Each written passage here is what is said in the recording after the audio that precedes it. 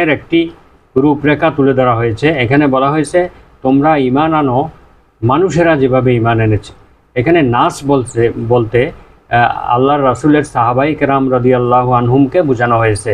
কারণ যখন কোরআন নাজিল হচ্ছিল, ইসলাম প্রচার চলছিল, তখন একমাত্র সাহাবাই কেরামরা ঈমানদার ছিলেন।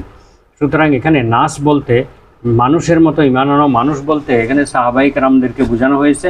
এবং কোরআন নাজিলের সময় যেহেতু তারা ঈমান এনেছেন, আর এখানে আরেকটা ইঙ্গিত রয়েছে যে সেটা হলো সাহাবাই কেরামের মতো ঈমানই আল্লাহ তাআলার কাছে একমাত্র গ্রহণযোগ্য হবে।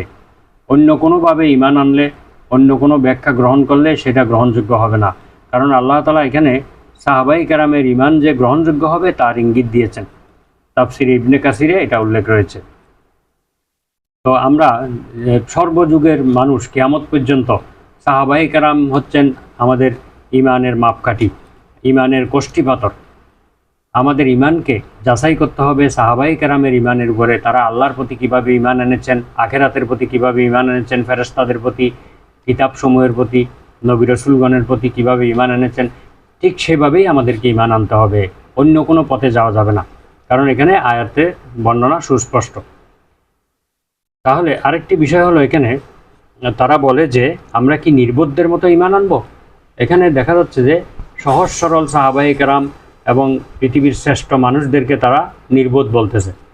তো এই বিষয়টি যুগে যুগে সর্বকালে এই বিষয়টা দেখা গিয়েছে যে যারা আল্লাহর পথে মানুষকে দাওয়াত দেন, সত্য ন্যায়ের পথে চলে, সহজ সরল মানুষদেরকে সর্বদাই কিছু মানুষ, সমাজের কিছু মানুষ তাদেরকে নির্বোধ, তাদেরকে মূর্খ, সেকেলে, ব্যাকডেটেড ইত্যাদি বলে তাদেরকে অপবাদ দিয়ে থাকে। সর্বযুগে এই গোমরাহি চলে আসছে।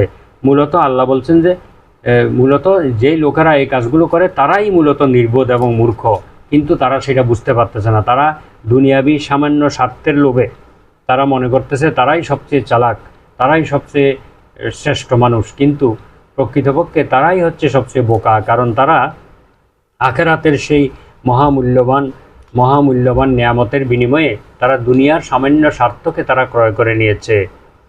তো কোনো উচ্চতর কোনো অভিষ্ট লাভের জন্য পার্থিব স্বার্থ কোরবানি করা এটা কখনো অজ্ঞতা এবং বোকামি নয়, বরং এটা হলো বুদ্ধিমত্তার পরিচায়ক।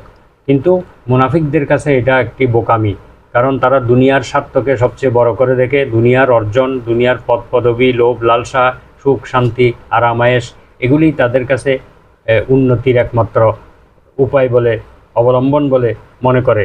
এই জন্য তাদের কাছে এটা বুদ্ধিমত্তার কাজ। কিন্তু ঈমানদারদের কাছে পরকালীন